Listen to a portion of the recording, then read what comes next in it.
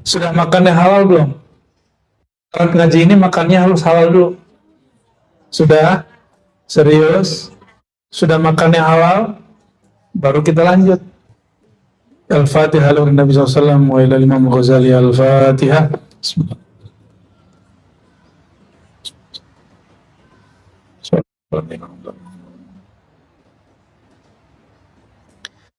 Kata beliau, ketahuilah wahai murid, setelah jelas makananmu halal, gitu ya, fa'alaihi thalath wazaif, maka dia wajib melakukan 3 hal, 3 tugas.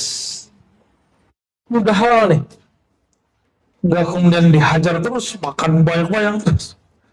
Ya, apalagi sekarang zamannya kuliner online, apalagi kuliner offline. Yang pertama, takdiru qadr ta'afil qillati wal kathrah. Memanage, mengukur, menakar, ya. Kata nakar dari kata menakar, ya. Itu dari kata mengukur, mengkadar, ya. Menakar makanan sedikit atau banyak. Nggak boleh makan aja. Kenapa sekarang di Indonesia penyakit paling banyak penyakit gula? Karena semua orang Indonesia makan nasi. Atau tidak hanya Indonesia, negara-negara maju pun mereka mau kena karbo, ya, makan karbo, tepung-tepung, apa namanya, roti-roti, ya, udah makan nasi, minumnya es teh manis 1 paket. Ya salam, selamat datang penyakit gula. Nanti yang disalahin Allah sama guru. Yang ngaji sama Rozi, aneh banyak penyakit. Dia yang udah tabungan dari sekian tahun, kita yang disalahin. Itu tobatnya 2 kali lipat itu. Ya, dia sudah syirik khafi karena menyalahkan makhluk lain dirinya. Ya, banyak begitu ngomong ke saya. Ya, aneh zikir sama ente kok penyakit aneh keluar semua. Itu penyakitan deh. Berarti kena penyakit baru, penyakit lupa. Nauzubillah, amin. Ya nggak usah amalin zikir aneh, kita kan zikir gitu aja. Kalau benar ini penyakitmu dari zikir saya, tolong hentikan malam ini dan saya cabut ijazahnya. Dan nggak hilang sakitnya. Memang masa lalu dia bermasalah. Ya, masa lalu yang bermasalah, kita yang disalahin. Hati-hati, ya. Tobatnya wajib. Kenapa? Karena iblis itu ketika salah nggak pernah merasa salah. Dia selalu nyalain orang lain. Jangan sampai sifat iblis kita ambil. Kan kita bukan iblis, toh. Jangan sampai ngomong ini. Semenjak aneh ngaji sama Buya Aldom ini, bisnis aneh astagfirullah. Apa urusannya? Zikirnya Buya Aldom nggak ganggu zikir kerja sama sekali. Kapan ngajar Buya Aldom? Selasa nggak juga tiap Selasa. Yang rutin setiap Jumat malam Sabtu. Orang kerja jam segitu. Kecuali nanti security. Emang ada sip-sipannya. Atau polisi yang kerja lalu lintas, emang sip-sipannya segitu. Atau anggota. Dia emang kerjanya di jam-jam itu ada, kita maklum. Atau dagang. Maka kita kan kalau orang yang dagang, perdagangannya, yang kemudian bisnisnya itu, niaganya, mengganggu waktu ngaji, atau kebalikan, mengerjaan, kita kasih rukhsah kok, dia nggak mesti datang tiap saat. Kita izinkan, gak ada masalah, kan sudah ada YouTube. Tapi antum sudah merasakan kedahsyatan berjumpa itu beda dengan YouTube. Kalau orang jumpa nggak tahu-tahu udah 4 jam, udah 6 jam. Kalau dengerin YouTube, lama bener ini. Ya, jadi pengantar tidur, nggak pakai adab. Jadi orang kalau dengerin YouTube, itu bisa sembari buka aurat, tiduran, ya, sambil ngorok. Ya, alhamdulillah, menjadi teman tidur. Suaranya Buya Aldomi kok cocok bener pengantar tidur tuh. Sejatinya kata Buya Aldomi langsung tidur tuh. Oke, jadi mulai menakar-nakan ya. Penyakit kita itu semua yang kita masukin, yang semua yang kita hirup, semua yang kita masukin, yang kita hirup, yang kita makan, yang kita konsumsi. Penyakit batin semua yang kita pikirkan, semua yang kita angan-angankan, semua yang kita cintai dan benci, itu penyebab penyakit batin. Ya, hati-hati. Dan itu obatnya cuma ta'allum, belajar, ngaji. Bukan ngaji Iqra, bukan, itu udah pasti. Ngaji hati. Membaca Iqra yang ada di hati. Bukan Iqra yang dicetak itu, bukan. Wa taqdir waqtihi fil ibta' wa sur'ah. Ya, menakar waktunya lambat atau cepat dalam makan. Jadi makan ini lambat ini bisa jadi jarak waktu makannya, bisa jadi saat makannya. Makan tuh jangan kayak orang kesetanan, kayak orang mau diambil makanannya mau. Ini ada kesalahan orang memahami. Salasan bukan 33. Nabi itu kalau makan ngomongnya 3 kali, bukan 30. Salasan 3 kali gitu maksud. 3 kali itu baru minimal segitu 6 kalau pakai riwayat hadis. Tapi kalau orang ngerti bahasa Arab, kunyahlah sampai dia halus baru di. Kalau enggak itu nyakitin ya saluran pencernaan, apalagi lambung. Wajar kemudian lambungnya rusak. Ya, wajar lambungnya rusak. Lagi kenyang dihajar minum, itu lambung, itu dia hangat. Ketika dikasih es, lambungnya bekerja baiknya. Maka itu awal orang sakit lambung. Coba tanya nanti para dokter. Ada dokter nih, ada bu dokter nih ya. Walaupun kedokterannya bidang lain, pasti ngerti ya ilmu basic itu kan. Dokter mata, dokter gigi. Kalau ini dokter apa? Dokter hati ya. Kalau saya dokter, bukan dokter. Jadi nggak bisa nyuntik, bisa nyindir.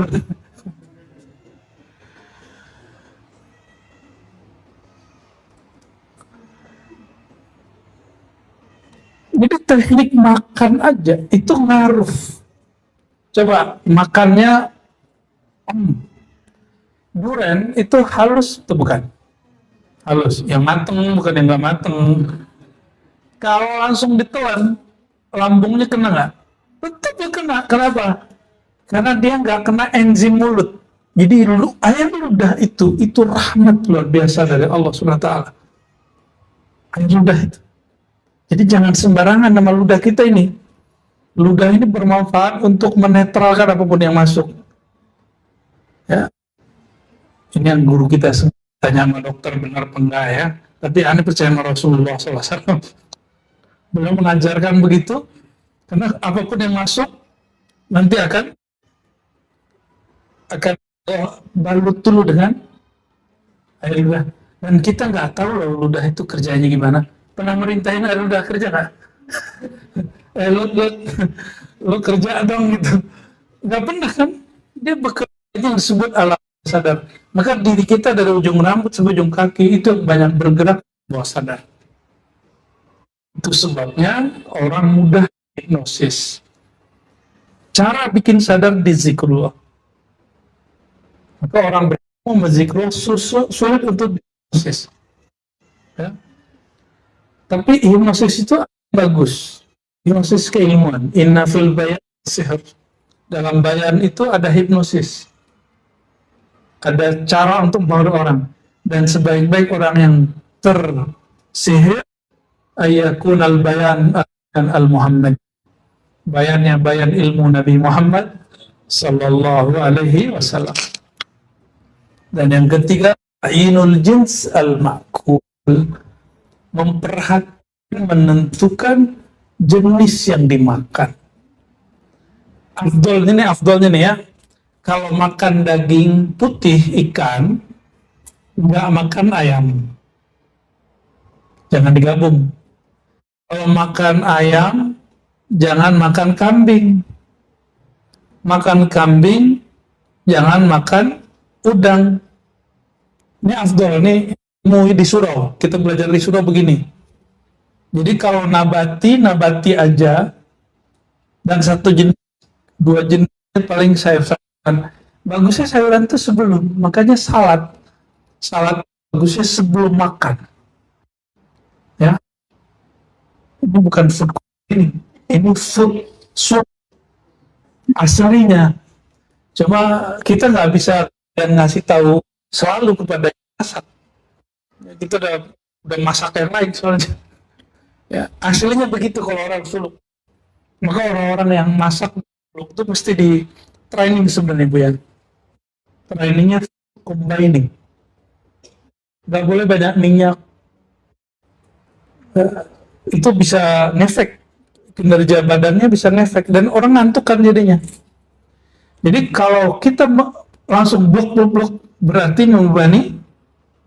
Nah, dalam ilmu biologi, makan itu pembakaran. Makanya orang panas ketika selesai sedang makan.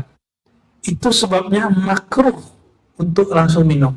Karena dulu 5-10 menit. Ya, nanti kan mau makan praktek ini. Jarakin dulu 5 menit lah kalau nggak sanggup 10 menit. Ya, kalau saya kadang ke beberapa belas sampai 2 jam kadang nggak minum-minum.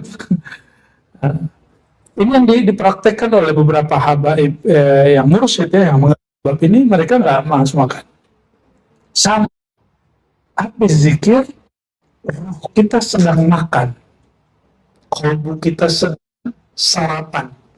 Maka Imam Muhammad bin Muhammad Al-Ghazali An-Naqsyabandi ya mengatakan dalam Sa'adah Al-Abadiyah, tidak dianjurkan murid langsung minum setelah tawajuh zikir khataman dan baca Quran. Tunggu sejenak. Agak tunggu dulu al-madadi, diam sejenak kita. Agak tenang. Makanya ada jalur pintas. Jalur pintasnya sholawat kepada Rasulullah SAW. Di sholawat langsung adem. Sholawat, baru keluarin makanan, minuman. Gitu ya, nanti kalau diribat ya. Jangan keluarin makanan lagi orang ngaji. Al-masyhur la yusghal. Orang yang sedang sibuk nggak bisa disibukkan, lagi sibuk makan batinnya hilang. Maka kita menegur ini banyak pengurus masjid yang bagi makanan saat pengajian. Nggak ada kan dari tadi kan? Itu padahal airnya di depan, lupa minum.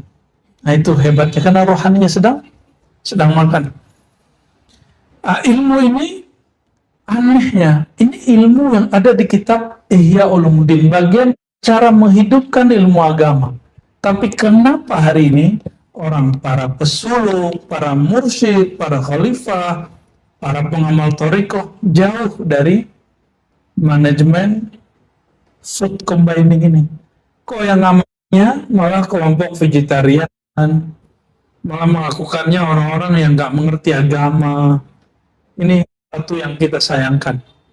Dan nanti ya kita bertahap, kita latih ini. Nanti kita buat suluk pendek ya, mungkin mulai ada suluk 3 hari, 7 hari, 10 hari, kita mulai menata makanannya. Ya, insya Allah. Dan semua itu dilakukan dengan tadrij ya. Apa kata beliau? Al-wazifatul ula. Cara yang pertama, apa yang pertama? Tadi yang pertama apa? Menakar, ya sedikit banyaknya makan. Itu caranya mengurangi makan secara tadrij, bertahap. Tidak boleh langsung. Saya dengar ada orang datang ke Abu Basir, itu di Abu Basir itu kan dikasih air aja sekian hari. Nah, dianjurkan dia sebelum datang ke sana, dia mulai mengurangi makan. Berarti di hari yang puncak dia datang ke, ya minimal puasa dulu ke seminggu atau 7 hari, atau dia mulai ngurang-ngurangi biar perutnya nggak kaget, ya.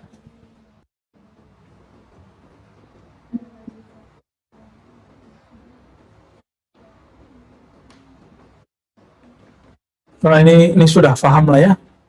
Kalau versi Nabi ada di sini hasab hasab dan lukaimat yakumna,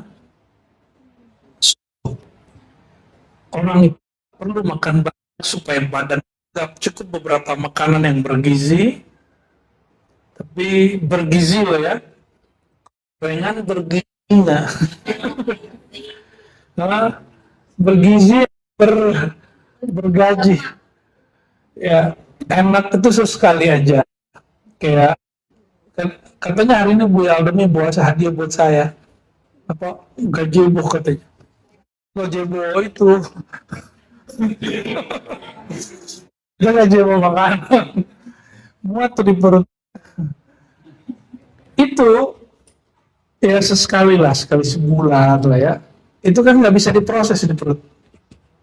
Imam Ghazali pesan di kitab Ihya, kalau makan daging jangan sampai kunyahnya halus. Ya, di kitab. Bayangin Imam Ghazali sampai sayang sama kita ngurusin bagian begituan. Karena kebanyakan penyakit muncul, asam lambung segala macam, orang makan belum halus ditelan. Ya, sama minum nih, ini minum dingin, belum langsung, itu penyakit minum sedikit lalu agak digoyang-goyang dikit lama lidah supaya dia nyatu dengan enzim air ludah kita. Ya, walaupun bau jigong.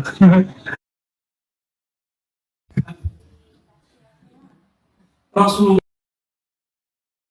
makan lakinnahu aqwan nas, orang paling kuat. Nah, kita kalau makan karbo, tenaga kita diambil dari glukosa, dari zat gula itu. Tapi antum makan karbo iya, makan daging iya, makan semuanya iya. Artinya ada tenaga yang harusnya dibakar, dia nggak dibakar. Itu sebabnya di susul kita nggak makan daging. Kenapa? Itu tenaga mesti dibakar. Supaya kita nggak perlu buang-buang energi, maka ditahanlah makan yang bernyawa. Nggak makan ayam, nggak makan ikan, nggak makan daging. Itu badan enak banget.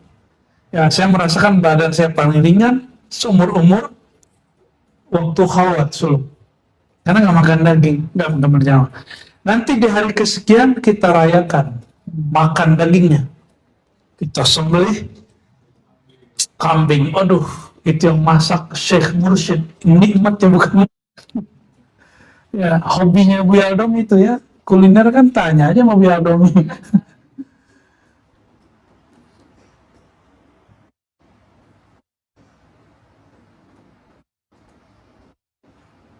Itu adrich ya, itu pelan-pelan, mulai-mulai. Lalu apa kata beliau? Nah, ini teknik aja, saya nggak usah bacain. Intinya kulu wasrobu, terus makan minumlah, tapi bolehkah orang-orang sebenarnya boleh nggak orang suluk makan daging? Tapi kan jamin dia nggak berlebihan.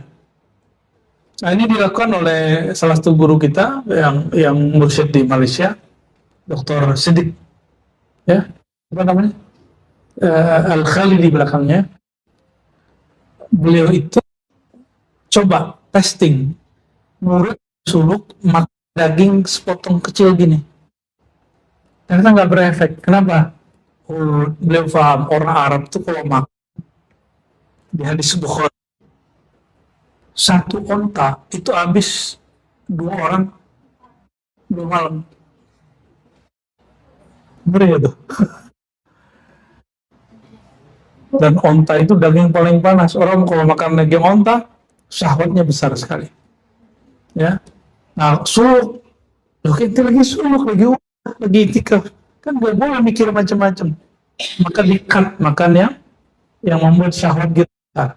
Tetap makan yang bernabati itu kita akan tetap syahwat.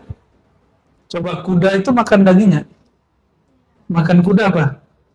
Tetap dia kuat. Nah ini dalil orang vegetarian. Bahwa mendapatkan kekuatan syahwat, tak perlu makan. Allah SWT. Nah intinya beliau mengatakan, dzalika yakhtalif bi ikhtilafil ashkhas. Masing-masing orang beda. Beda-beda takar ya.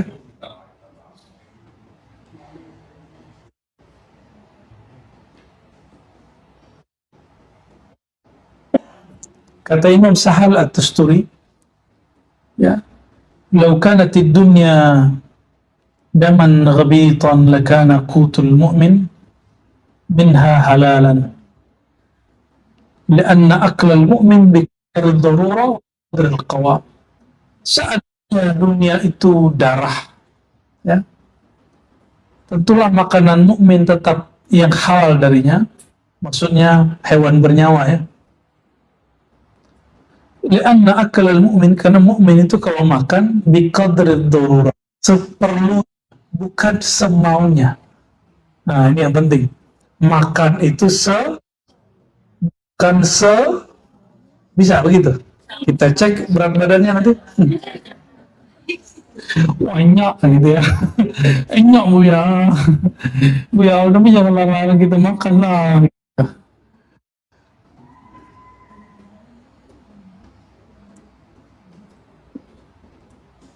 Wah ini berat. Ini yang diamalkan barangkali oleh Abu Yasir ya.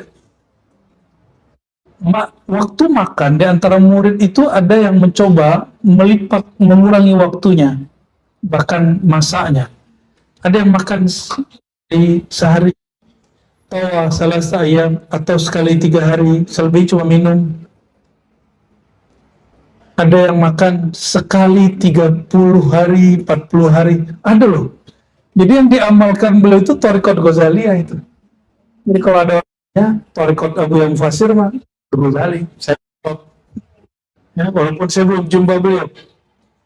Barangkali beliau dapat inspirasi dari guru-guru yang mengajarkan ini. Karena dulu semua mursyid-mursyid mengajarkan kita ya.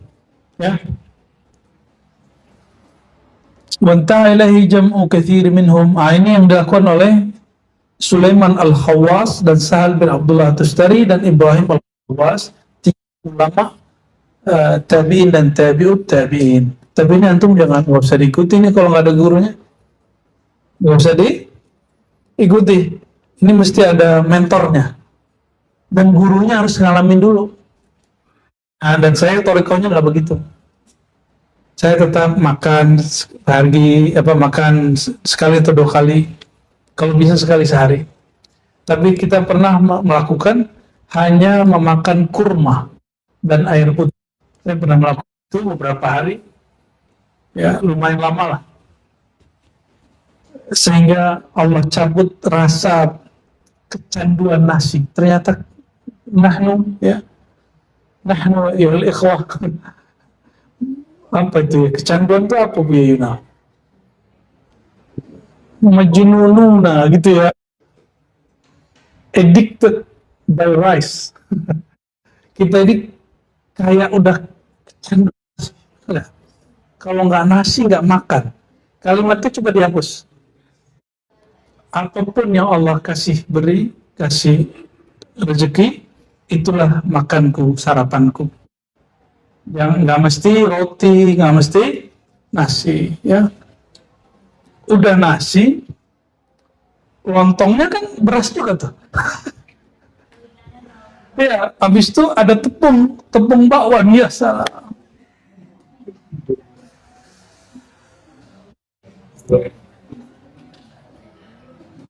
Nah, di sini ada kalimat nih, perhatikan. Kayaknya Abu Mufassir itu sudah meringkas dari 40 jadi cuma belasan hari. Ini kata Imam Ghazali, ya, anda ba'dul ulama, sebagai ulama diriwayatkan pernah berkata, man tawa arba'in man minat ta'am. Siapa yang menahan makan 40 hari, dharat lahu qudratun minal malakut Allah akan nyatakan, zahirkan kudrah, kemampuan untuk hidup, tapi bukan dari alam nyata, langsung dari alam malakut. Kenapa? Yang nggak makan itu siapa? Malaikat. Dan ini cukup dilakukan dengan antum puasa 40 hari dan makan normal, berbuka dan sahur. Berbuka, sahur. Itu akan dapat, apalagi kalau nggak makan. Minum, ya, nggak makan yang berat-berat. Ada loh di kitab Imam Ghazali. Maka kita jangan suzon dengan orang, oh ini nyiksa diri nih, Abu yang mufassir al-bid'ah nih, nggak begitu. Kalau nggak ngerti, uskut aja. Ya, dia al-kushifa bi ba'dil asrar ilahiyah, atau Allah akan singkapkan kepadanya rahasia-rahasia keilahian. Tapi tolong mengurangi makan bukan karena niat dua, bukan karena ingin dapat kudrat malakutiyah, bukan karena ingin dapat kasyaf ilah, ya, tapi karena ingin mendidik nafsi, ya, ingin mendidik. Ada ini wajib berguru, kalau sendiri nanti khawatir yang datang bukan kasyaf ilahiyah, kasyaf nafsaniyah, kasyaf diri. Makanya banyak selama pandemi orang-orang stres, kerjanya hilang. Terus sekarang aku jadi Imam Mahdi, ya, aku jadi wali kutub, ada yang nganggap dia macam-macam faktor-faktor itu, ya, kadang nggak berguru, ya, nauzubillah min dalik.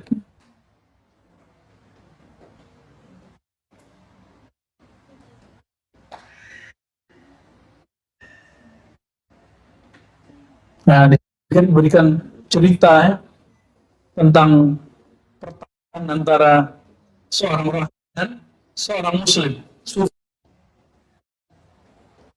tentang, jadi mereka makan 40 hari atau 50 hari, nggak makan 40 hari atau 50. Jadi si rahib bilang, Nabi Isa, rahib ini kan orang apa, ya, rahibnya pendetanya Kristen, ya, tuh lihat si mereka menahan dari 40 hari seperti Nabi Isa. Lalu Sufi mengatakan, kalau aku sanggup 60 hari gimana? Apakah engkau meninggalkan ajaran agamamu lalu ikut ajaranku? Dan mereka berhasil, itu orang masuk Islam. Ya, jadi umat Nabi Muhammad SAW mampu melewati kemampuan Nabi Isa, gitu kata dia. Enggak begitu. Tapi mampu melewati kemampuan si rahib. Barangkali itu ikhwah yang berkenan Allah. Maka intinya cuma satu, iyyaka wal israf, jangan berlebihan. Dan saya lagi ngurang-ngurangi, bukan begitu. Terus hidup nggak dimakan semua, nah itu namanya mubazir. Kalau sudah ngambil, habisin. Itu orang nunggu 3 bulan. Nasi 1 butir itu 3 bulan. Ya, sayur 2 bulan. Ya, kecuali apa tuh? Yang sebulan tuh ada tuh ceplok-ceplok gitu, buah-buah kecil gitu ya. Bulan tumbuh. Kalau itu sebulan nunggu. Oleh karenanya, insya Allah kalau ingin beramal ini jangan cobain sendiri, mesti ada mentor, apakah dokter ataupun guru, ya. Semoga Allah berkahi kita, berkahi Imam Ghazali, pecinta Imam Ghazali, umat Nabi Muhammad SAW. Al-Fatihah. Amin.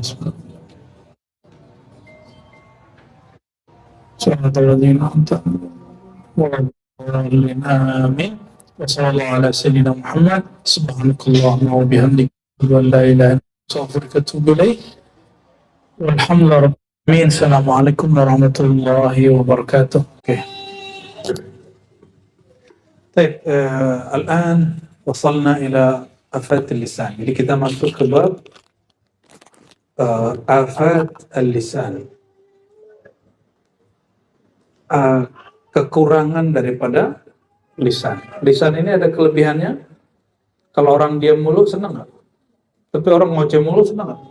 Ya. Orang sakit hati Karena lisan atau karena kaki?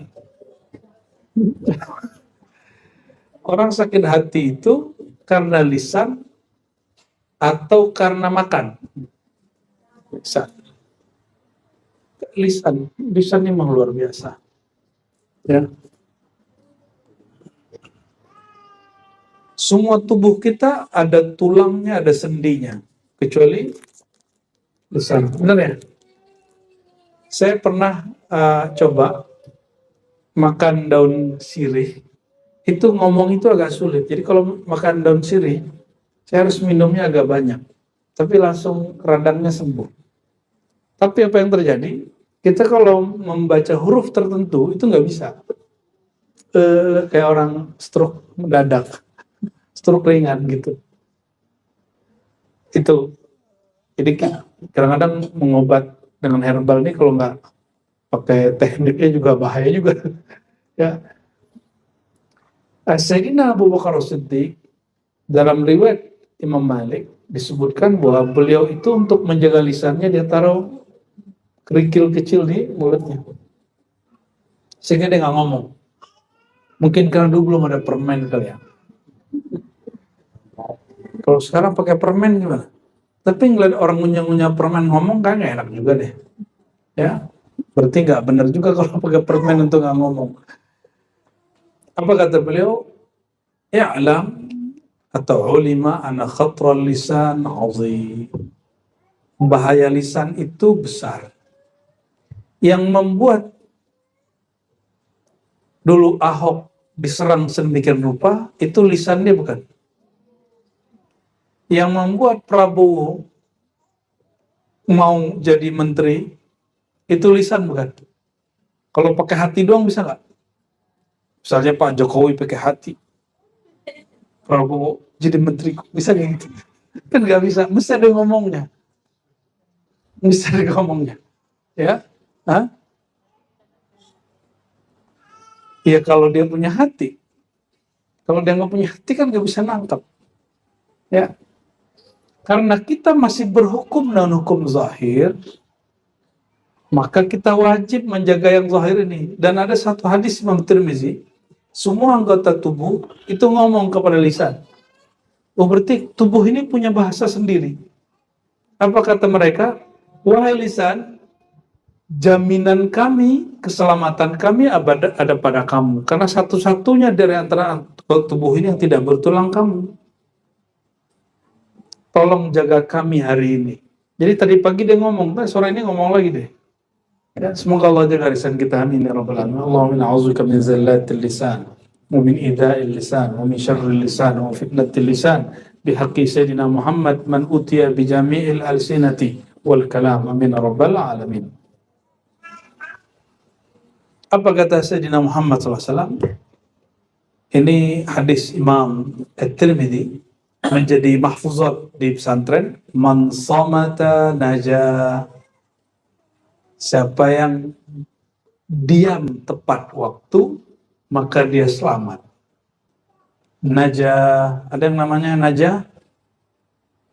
Ya, man samata, jangan anaknya dikasih nama somat ya. Somata. Somit gitu jangan. Cukup sahabat Nabi Ubadah bin Somit. Tapi dia diam mulu. Wala najata min khatri labisum. Maka suluknya lisan diam. Suluknya lisan diam. Maka bolehkah suluk di luar musim etikaf? Boleh.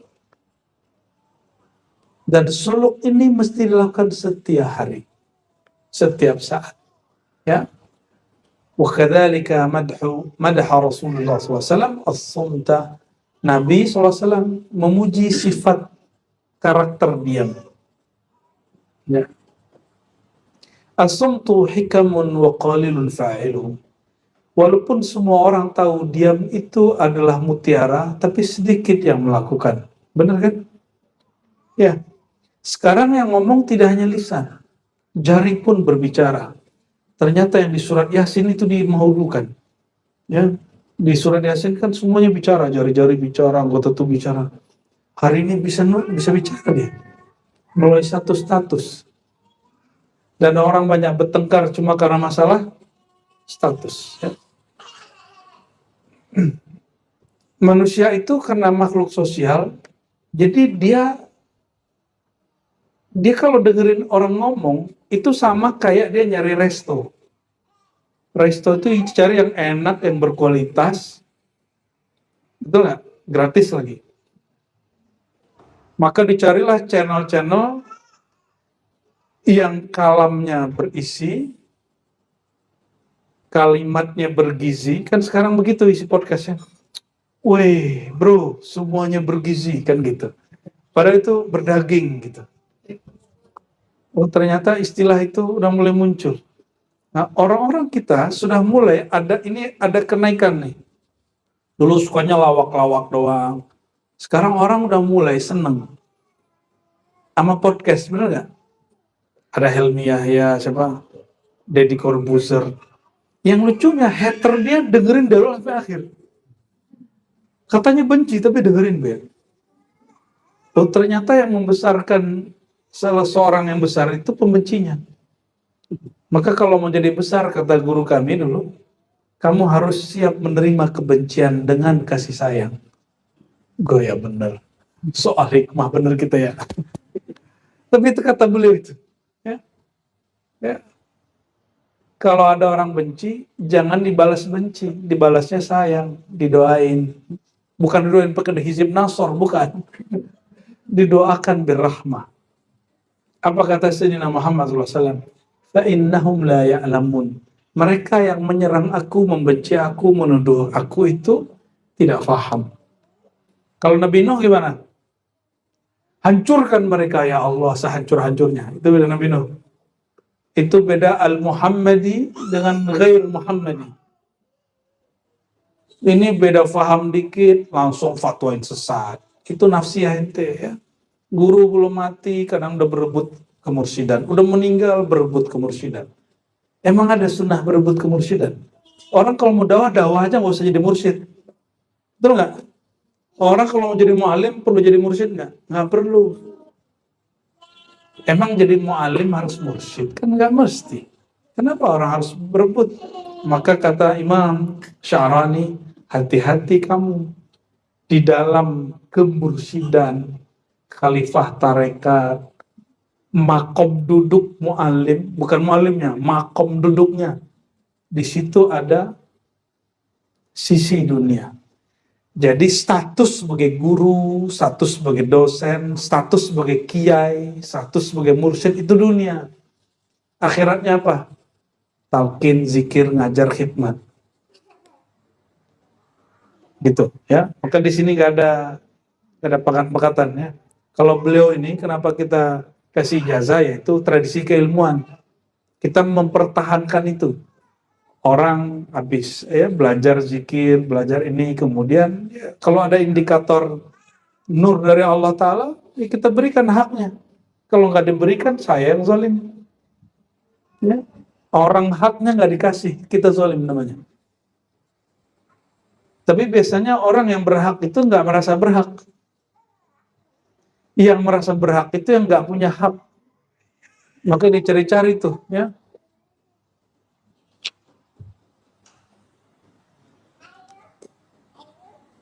Lalu ada kalam Sayyidina Mu'az, ada kalam Sayyidina Abu Bakar Siddiq, Ibnu Mas'ud, ya. Intinya bahwa lisan itu sangat berbahaya dan Nabi menyebutnya, jadi kalau boleh disebut lisan itu jami'ul khair wa syarr. Jami'ul khair wa syarr. Lisan itu kesimpulan dari semua keburukan dan kebaikan. Jadi idza aradta an ta'rifan nas fanzur ila lisanihi wasma' ila kalamihi.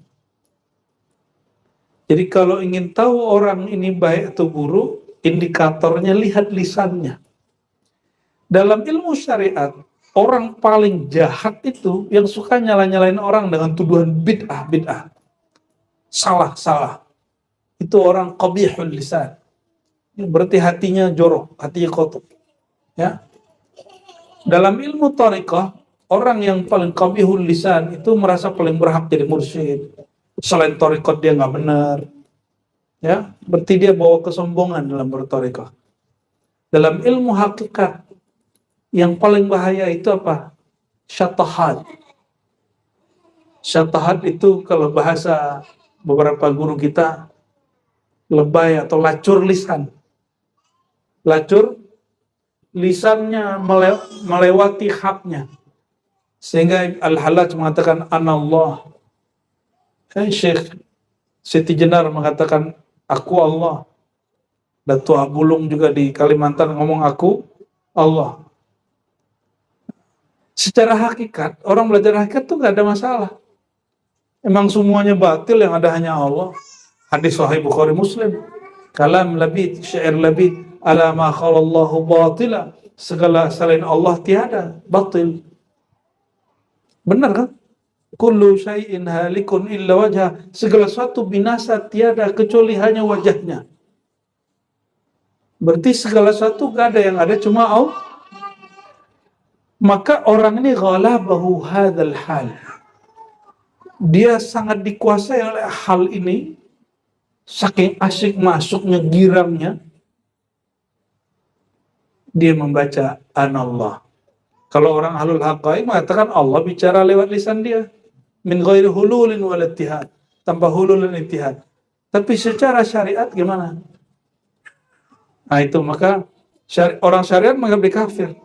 Tapi orang ahli marifat, nah, di atas ahli hakikat dan ahli apa kata mereka? Ente lacur lisan. Kalau bahasa Arabnya su'ul adab. Rasulullah SAW maqamnya lebih tinggi dari Syekh Siti Jenar. Pernahkah beliau mengatakan anallah? Kenapa? Ini rahasia. Orang ahli marifat tidak menyalahkan Syekh Siti Jenar secara mutlak. Apa kata mereka? Karena rohani Syekh Siti Jenar tidak sekuat Sunan Kalijaga. Walaupun makomnya hampir sama. Maka kalau dalam ilmu siloka isyarat, Kalijaga itu bukan Sunan Sungai Jaga, saya sungai, bukan. Apalagi Makoli, bukan. Kalijaga apa? Jaga, menjaga syatahatnya Syekh Siti Jenar. Karena sudah nggak bisa dijaga, maka hukum berlaku. Hukum para aulia berlaku. Sebagaimana terjadi pada Sayyidina Al-Hallaj. Saya masih sebut Al-Hallaj Sayyidina loh. Karena saya meyakini dia wali. Cuma dia syatahat. Ya, kalam dia dihitung su'ul adab oleh sebagian ulama aulia. Walaupun secara hakikat itu oke-oke aja. Emang hakikatnya semuanya Allah. Tapi kita kan masih bertubuh begini. Ya, adabnya nggak begitu. Maka Sayyidina Muhammad SAW, ya, ketika diusir oleh orang-orang Taif, apa kata beliau? Mereka mengusir hamba yang hanya mengenal Allah. Diusir orang Mekah, beliau ngomong begitu. Akhraju abdan ya'budullah. Mereka teganya mengusir seorang hamba, nggak mengatakan aku Allah, hamba yang menyembah Allah Subhanahu wa ta'ala. Jadi lisan ini kalau di kitab ini kan standar aja ya, tazkiyatun nafs. Ada tazkiyatul qulub, ada tazkiyatul asrar, ada tazkiyatul arwah. Ada lisan jasad, ada lisan akal, lisan qalbu, ada lisan sir, ada lisan ruh. Di semuanya ada kelebihannya, di semuanya ada kekurangannya. Maka berkatalah para ulama, ittaqu zallatal alim, hati-hati terhadap tergelincirnya orang alim. Orang alim tergelincir namanya nyeleneh. Jadi ternyata syatahat pada wali, nyeleneh para alim. Betul nggak? Betul ya? Bagi orang MUI, NU itu nyeleneh karena membolehkan selamat, salam, lintas agama. Ya kan? Betul ya? Bagi MUI itu nyeleneh. Bagi orang awam nggak ngerti, dianggapnya sesat. NU sesat, ya salah ente.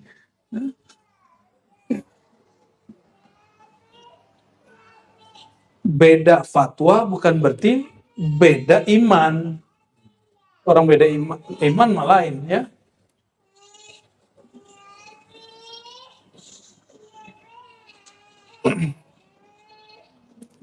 Maka kalau kita terapkan kaidah ini, man somata naja. Siapa yang diam, lisanul haqiqahnya, diam. Walaupun kita tahu hakikat alam ini tiada, yang ada hanya Allah, janganlah ngomong aku ini Allah. Ya, kenapa? Kalau yang ada akunya kamu, itu su'ul adab. Kalau akunya Allah boleh. Gitu ya. Allah berkalam ke Nabi Musa di Tursina lewat apa? Ada media kan waktu itu, apa bu ya? Pohon ya? Pohon apa batu? Pohon. Tapi Allah tidak menempati pohon. Tidak bersatu dengan pohon. Kira-kira Allah sanggup gak berbicara melalui manusia? Dan tanpa bersatu dengan manusia, tanpa masuk kepada batang tubuh manusia. Sanggup gak Allah? Sanggup. Maka ahli ma'rifat Imam Ghazali mengatakan, Allah ngomong begitu, saya lihat Allah yang ngomong. Bukan berarti Allah menempati tubuh Al-Hallaj. Itu juga yang kita katakan, wa ana aqulu bihi. Itu juga yang saya katakan, Syekh Siti Jenar juga begitu. Ya.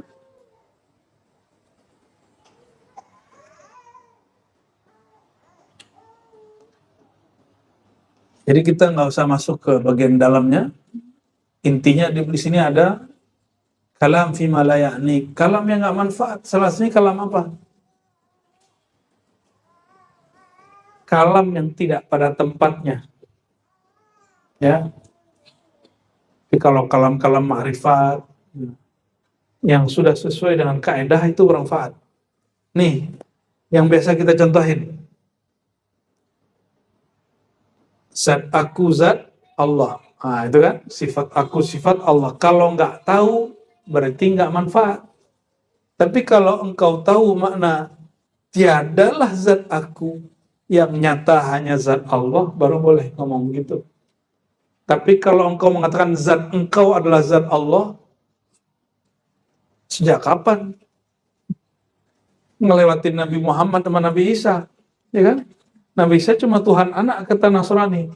Kalau ente langsung jadi Allahnya Tuhan Bapa.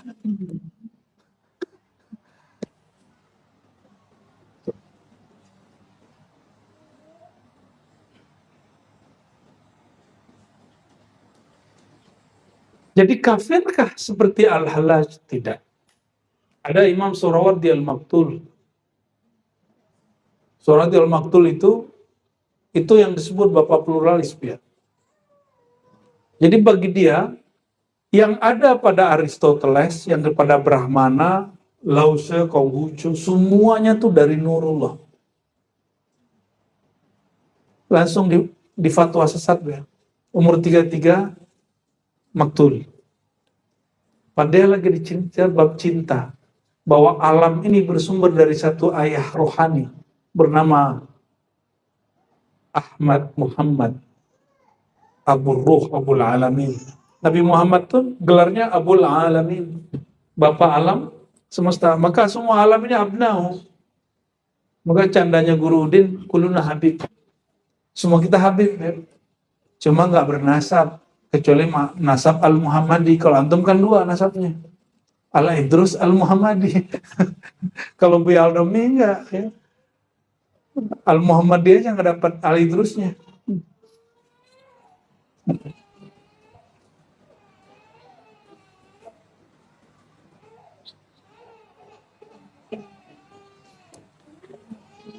Ini banyak sekali di sini ya, mendebat segala macam. Nah, mau dikasih intinya nggak? Ya, Mau dikasih intinya? Inti kalam itu satu aja, istafti qalbak. Selesai. Kalau mau berkalam, tanya dulu hati.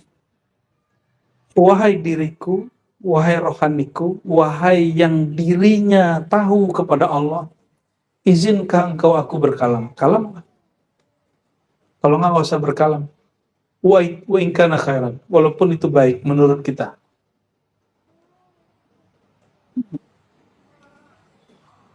Saya sering mengulang-ulang, Al-Imam Najmuddin Kubra sudah membuat sebuah struktur kerohanian dulu dalam Thariqah Najmuddin Kubra yang ada sekarang nyatu dalam Thariqah Naqsyabandiyah, Khalidiyah, Muzhariyah, Mujaddidiyah.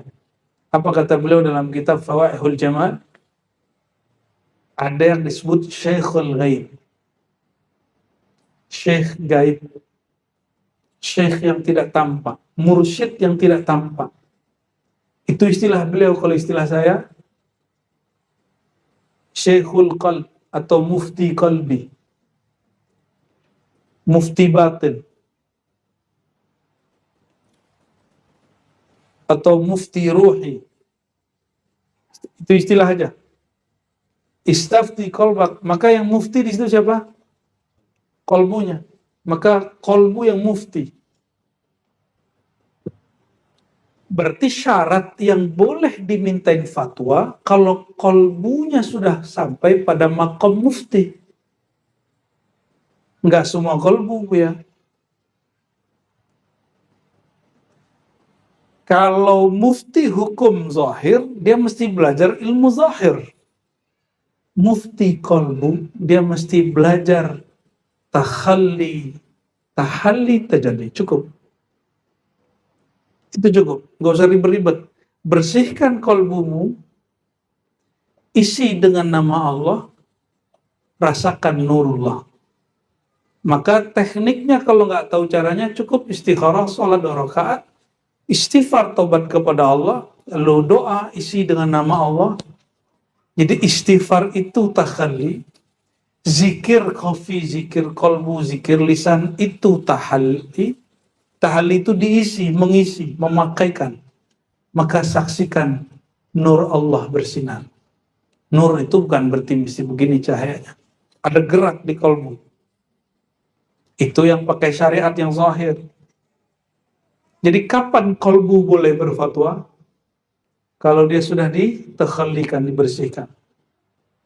Lalu diisi nama Allah, karena yang punya nama enggak berpisah dari namanya. Berarti sebenarnya yang menggerakkan nur di situ siapa? Yang mengilhamkan kolbu siapa? Allah. Maka Syekhul Qalb, Mufti Kolbu itu pada hakikatnya dia sedang belajar kepada Allah SWT. Tapi masih ada hijab kolbunya, ada hijab sirnya, ada hijab rohaninya. Jadi gimana cara ringkas kalau mau tahu kalam ini pantas atau tidak? Itu sebabnya ini ijazah buat Buya kalau sudah ngamalin, alhamdulillah. Kalau mau ceramah, mengajar, baca Dustur ya Rasulullah. Itu ijazah dari Maulana Al-Imam Abdul Wahab Sya'rani. Kata beliau, aku kalau mau ngajar, aku baca kalimat mohon izin wahai baginda Rasulullah. Dustur ya Rasulullah. Ya, kita boleh baca dengan kalimat spesifik ya. Dustur ya abaruhi ya abati ya Rasulullah. Mohon izin wahai ayahanda rohani kami. Kalamlah, insya Allah diizinkan beliau. Apa ciri-ciri kalam diizinkan? Fuhimat ibaratuhu. Ibaratnya mudah dipahami walaupun kitabnya berat. Coba kitab Insan Kamil yang kita buka, kitabnya kayaknya ribet ya. Tapi bisa dipahami tuh. Ya, berat-berat dikit, maklum lah. Kata orang ngaji tasawuf ribet. Khatmul Aulia pas dikaji, enak tuh. Hawarful Ma'arif kita buka, lezat nggak? Gurih nggak? Berdaging nggak tuh? Berdaging. Berdaging doang nggak cukup, dia mesti pakai bumbu. Sanggup makan daging tanpa bumbu? Minimal dibakar lah, barbecue.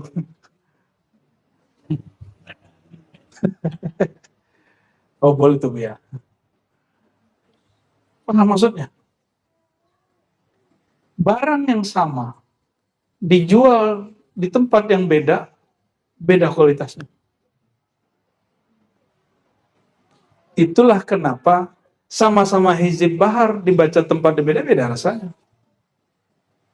Sama-sama ngaji kitab Sahih Bukhari, sama-sama ngaji kitab Ihya, beda. Apa ahli masak itu apa namanya? Chefnya. Namanya chef Pak Syekh. Beda chefnya, beda syekhnya, beda hasilnya. Ya. Jadi yang orang cari itu cuma bahan atau olahan. Nah, itu yang mahal. Thariqah itu olahan daripada syariat. Itu yang kita cari-cari. Kenapa kita cari orangnya sampai kemana, kita kunjungi orangnya, kita minta doanya, kita dengar kalamnya. Dan hakikatnya itu menuju Sayyidina Muhammad sallallahu alaihi wasallam yang disebut utitu bijawami'il kalim. Semua ilmu, semua kalam, semuanya ada padaku. Ini Nabi lagi songong apa lagi syukur? Boleh nggak ngomong begitu? Itu dalil boleh bercerita tentang nikmat yang diberi Allah. Boleh ya. Salah satu nikmat ru'yatun Nabi SAW. Ru'ya salihah. Mimpi jumpa Rasulullah SAW. Maka boleh nggak cerita jumpa Rasulullah? Boleh. Oh nanti riya. Riya itu fil ibadah, la fil manam ya akhi. Ya, itu tanda ngaji akidahnya nggak benar. Ya, Ustaz nggak boleh cerita mimpi Nabi. Lo kenapa? Nanti ente riya.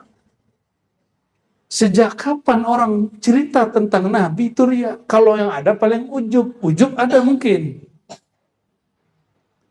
Ujub itu merasa takjub. Masa orang jumpa Nabi takjub? Gak juga, gak cocok. Paling sum'ah, pamer. Ternyata pamer yang gak boleh itu pamer urusan ibadah untuk kepentingan dunia. Akhirat kita pamerkan lijal bidunya. Ya. Kita jualan akhirat untuk dunia, itu namanya sum'ah. Promosi. Jadi kita ngajak ke Uzbek bukan lagi jualan loh ya. Kita nggak kambing untung loh. Kita cuma ngajak selama ini ente jalan-jalan ke Eropa, ya. Jalan-jalan kemana lagi? Nah, Kanada. Atau jalan-jalan ke Tanah Abang. Atau jalan-jalan, udah bagus nih. Wali 9. Tapi kan ente nggak punya syaratnya. Ayo kita ziarah ke yang punya sanadnya kalau ada rezeki. Kalau nggak ada juga nggak usah berangkat, doanya aja sampai. Tapi yang wajib, yang Rajab ziarah silsilah Naqsyabandiyah yang di lokal. Kita wajib ikut ya. Wajibnya bukan wajib syar'i, wajib haroki, wajib dalam pergerakan. Ya, wajib ain mau buya itu kena ain. Oke. Nanti kita bacalah ini apa yang ya teks ini beliau bicara tentang tazkiyatun nafs, tazkiyatul lisan ya, lalu tahliyahnya dan segala macam. Tapi jalan pintasnya kira-kira begitu ya. Kira-kira begitu. Dan lisan itu hanya terjemahan mafil fuad. Dia terjemahan isi kolbu. Maka fokusnya bukan di lisannya. Fokusnya di mana? Jadi kalau orang Islam itu bukan yang sering ngomong subhanallah, tabarakallah, jazakallah, jazakillah, jazakumullah. Bukan. Itu namanya Arabisasi. Tapi bagus. Tabarakallah. Apa leh?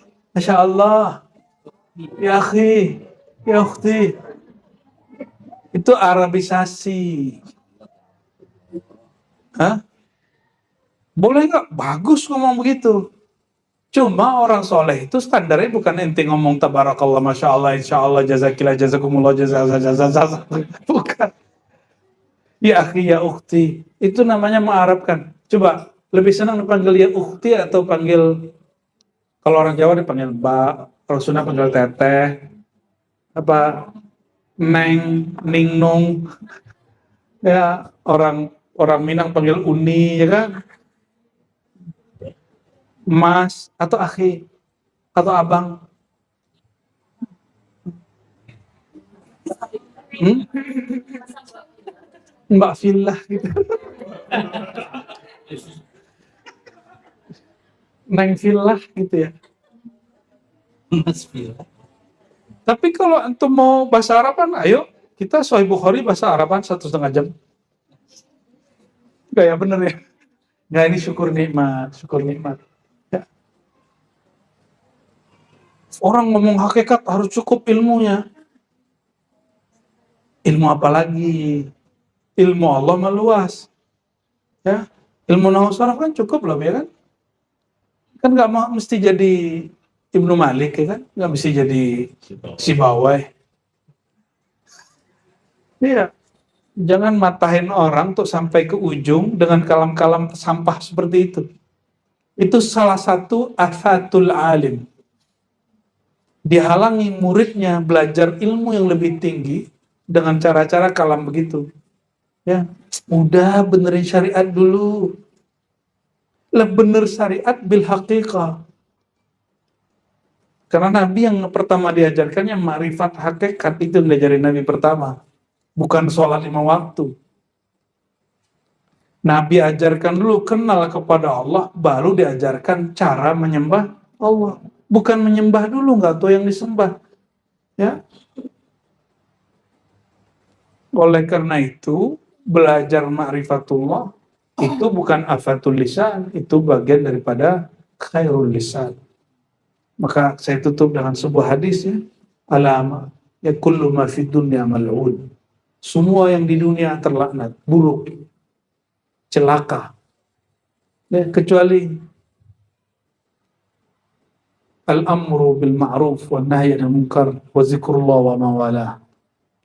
Zikir itu ma'rifat. Orang berzikir itu mengingat yang dia kenal, bukan mengingat yang dia nggak kenal. Kenal sama Allah nggak? Baru sah zikirnya. Maka sihatul dzikri bima'rifatul ma'dzkuri. Kenal dulu yang diingat, baru sah secara hakikat zikirnya. Kenal dulu yang disembah, baru diterima sesembahan yang bernama sholat itu. Ya.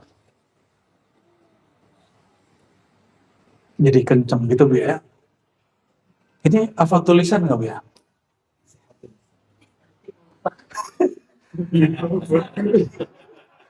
Balikin ya. Ya ini bagian dari insya Allah. Ya. Khairul lisan. Insya Allah. Semoga Allah Ta'ala memberkahi kita semua, memberkahi Imam Abu Hamid Muhammad bin Muhammad Al-Ghazali, memberkahi guru-guru mulia, memberkahi orang-orang yang berwakaf, yang bersedekah, memberkahi orang-orang yang khidmat, yang muallim, yang mengajar di ribat, yang khidmat di ribat, yang ngaji, yang mendengarkan di ribat, yang hadir di ribat, ataupun yang mendengarkan dari jauh.